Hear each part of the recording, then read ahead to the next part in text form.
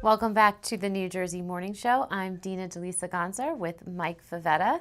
The Merchants House in New York City is putting on its 12th season of A Christmas Carol.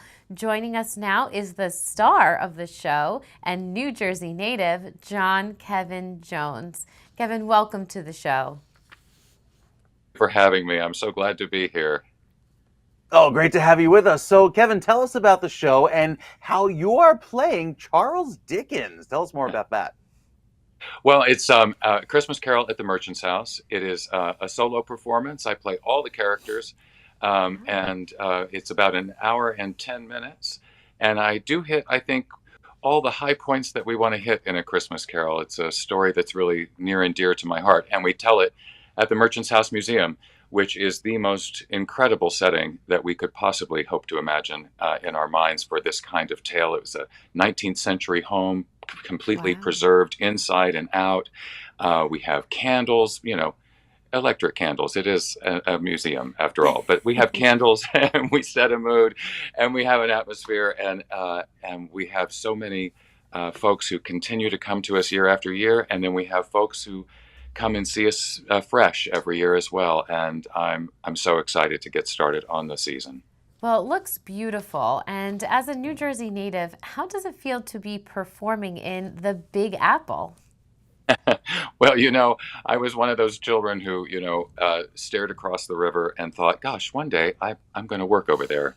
And so there we are. That's what's happened. I finally made it. It took me a while, but I did make it there. And I do love the fact that I have been able to have so many of my mentors from New Jersey come and see me. Unfortunately, most of them have passed away now.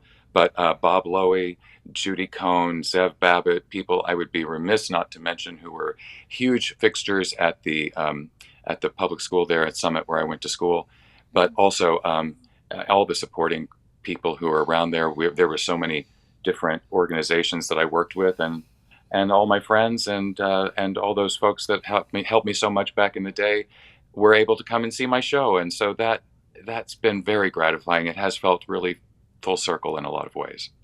That is very exciting. So, in Yeah. that full circle moment, you took on these roles in A Christmas Carol. Why do you think the story of A Christmas Carol endures?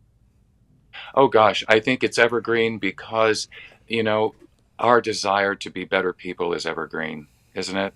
Mhm. I think that we all want to strive to have to be better, to serve our communities better, to look for ways, and I think that this affirms that for us again. It reaffirms our feelings towards our community and towards wanting to what we want to do there, what our best intentions are in working in our communities. And I think that seeing this guy who obviously has been off that path, led astray perhaps, find his way back, it's heart wrenching. It's heartwarming. I think that it brings a lot of joy our audiences. I certainly see a lot of folks who come in and they come in stressed by the holiday. You can see it on their faces. Mhm. And by the time they leave, there's such a lightness. And I love that. I love the transformation we see in our audiences. I hope it lasts all year long. I really do. But even if it only lasts for a week or a month, I think it's worth it. Now, is that part of what inspired you and your collaborators to adopt this classic 12 years ago? Absolutely. I think, because it is so evergreen, because it has so much to offer. When we were adapting it originally 12 years ago, it was as a six-man version I was putting together. We wanted to take it around, but it seemed like financially that goal was getting further and further away from us. And then I had a really rough year. I had some really bad news that year, and Mm. I had some health issues, and that sort of woke me right up. And I thought, gosh, what am I doing to make this? And so I started doing it as a one-man version, and I had no idea it would be so well received, that people would so enjoy it and so enjoy my performance in it. I'm really humbled by that. And I'm really honored that so many people choose to spend part of their Christmas with us. I think that's just, it speaks really highly of what we've been able to do. And it does say that we've kind of reached those goals of creating um, this sense of joy and forward movement in our piece and in our company. And on that note, why use the Merchants House Museum as the backdrop for the show? Oh gosh, when the first year we did it at Theater Row on 42nd Street. It was our showcase, and I wanted then to do it at the Merchant's House. I had seen a friend of mine had done a show there, and I just remembered what the space and how it felt during the performance, and I thought how beautiful it would be to be there in this home. So you do have a sense of ease. You're in a home, but also this grandeur and beauty, a kind of a hope of what can be, of what was, and it kind of sits us in the past and in the present and in the future, all at the same time, just like the story. So in a lot of ways, it really makes the leap for us. And when audiences come back and come sit down, they're taken back in time 150, 160 years. Wow. It's really special. That does sound really beautiful. So, can you tell us more about Summoners Ensemble Theater? Yes, absolutely. So Summoners Ensemble Theater, we're a group of people who had worked together professionally through our lives, and then we moved to New York, and we were finding it a little difficult to find our professional way, and so we banded together and created this performance project. And we've been continuing to make performance work.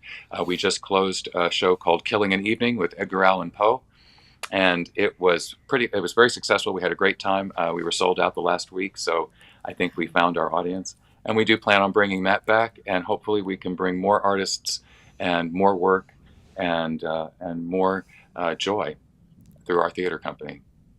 Wow, Kevin, so exciting. So if folks are looking to go get tickets, where can they head for more information?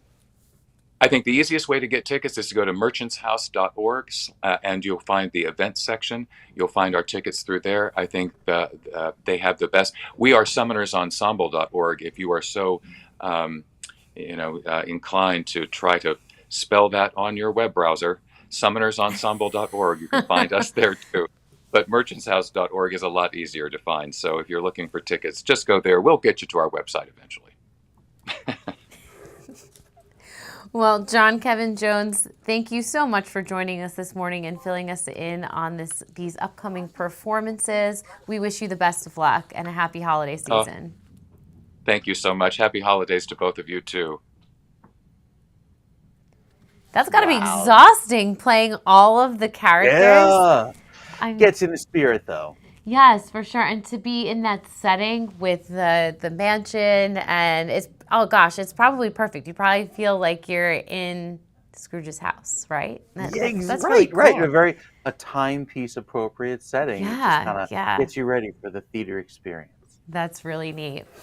From one event to the next, coming up, all you emo punk fans, got some rocking out in the back there. Get ready to find out which New Jersey band is coming to MetLife next.